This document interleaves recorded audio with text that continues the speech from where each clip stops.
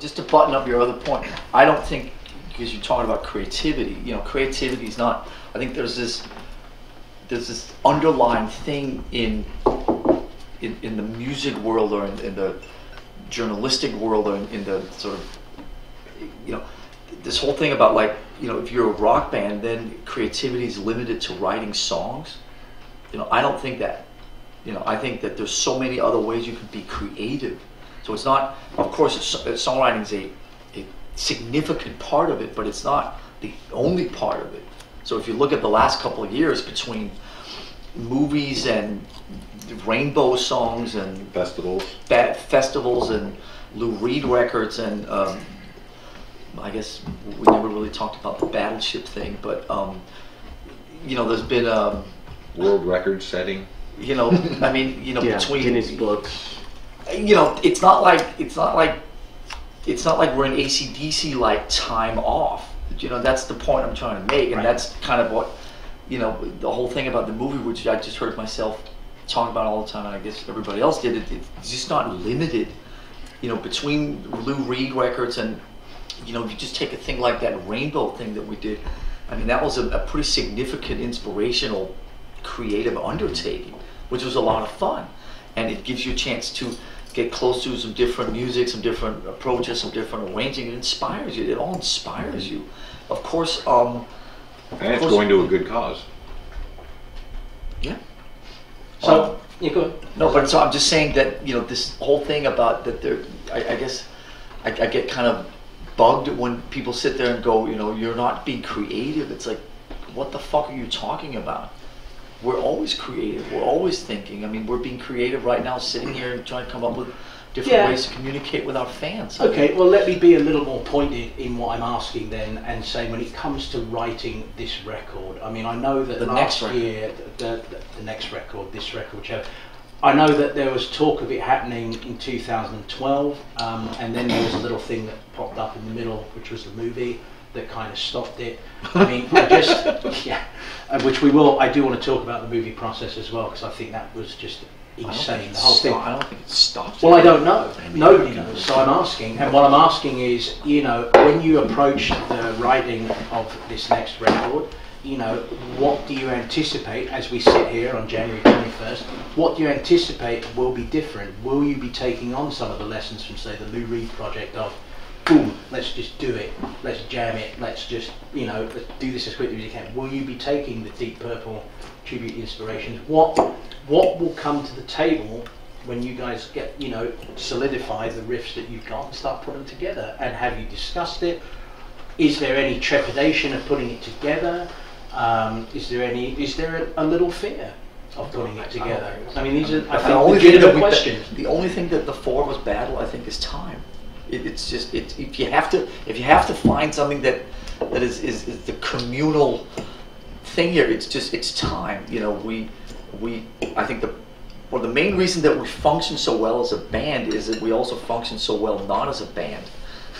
Do you know what I mean? So the fact that we all have our lives. That's an interesting point. No, but the fact that we all have our lives, the fact that we all have ups and downs in those lives, all of us, but it's what sort of keeps us alive. And so the fact that we have found these balances where we can be in the band, we can be out of the band, we can be in the band, out of the band all the time. It always feels like there's enough freedom to kind of come and go, but there's also enough there's the right balance between sanity and, you know what I mean? It never feels like it sort of runs amok, do you know what I mean? Yeah. And that's because I think the balances that we've made for ourselves. So, when we were not knee deep in the film last year, Rob, James, and I were in there probably 6 weeks worth last year, and working away. Having a great ass time. I mean, it was like turning on that creative switch. I don't think it's that difficult for us. I think once we get in that zone, it fires pretty hard. I think the hardest thing is turning it off sometimes. So that's a blessing, to be able to still have that enthusiasm and that spark to make new music. It's there. I mean, I think if we went out on the floor right now, we could jam something out. That's a pretty cool thing. Mm-hmm. I agree with Lars a lot on the balancing of time. I mean, it is true that we've all, over the last, especially 5 years, embraced a lot more the fact that our families are really important and our kids are going through stuff, and it's not one of these, okay, I'm shutting the family off, I'm going to work now. We're in a unique career where it can be tough to balance those two, and you see that some people, like Garth Brooks or somebody, they just stop. Okay, my career's stopped until my kids are raised, then turn it back on again. He's fortunate enough to be able to do that, I guess, but for us, if I just shut this off, I'd go insane in my family life. I mean, they complement each other, they help each other, so finding the time to do both can be difficult. When you got 4 guys and then you have management trying to book festivals and book things and whatnot, and okay, here's the kids' schedule and here's my schedule, they got to match up somehow. And then when are we going to write the record? That's a good point. Family takes priority over most of that stuff. So it's difficult when they don't match up. But the other beauty is we have a HQ here.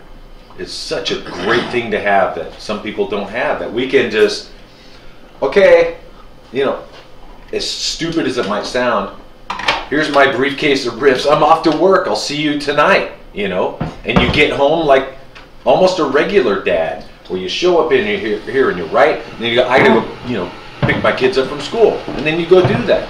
So we all embrace that, and we're all in love with the fact that we could do that and be there for our kids and be there for us as creative artists. Do you think there's ever going to be a time during this process, and I'm asking you to look at the future maybe a bit, where you're going to have to say, hey, as great a model as this is to have, we're probably going to have to lock ourselves away in a place away from HQ, away from our comfort zone, and really fucking force it? Do you think that's going to happen? Do any of you anticipate that? Or it's so early, in the process. I mean, we have said, oh, we're going to do it this way, we're going to do it that way, we're going to do it this way and do it that way, and then done it totally, completely different. Well, we're so in the process that it's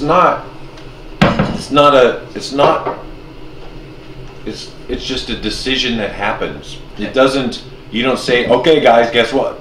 Now, from this time to this time, we're, in a haunted mansion in LA, and we're going to finish the album. It's not that. When you've got to that point where here we are, wow, we got to drive this thing home now. If everyone's into it, it just happens. But I guess I have to ask, after, we are looking at, we're going on, 6 years, 5 years since the last record. Is there a point? Is there a point? 7 years, bro. Is there a point? That's what someone said to me. So just like literally 7 years. We have to Has it been 7 years? December. No. We need to. So getting younger. I'm not saying it is going to take it, but hypothetically, if this album took another 14, 16 months to come together, you would be fine with that.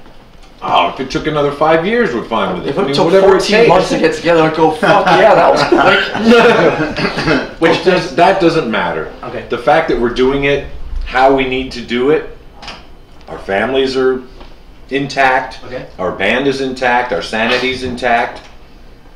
That's what matters. Great. When the art is done, the art is done. It's as simple as that. Excellent. Well, I have to say, it's nice to hear that.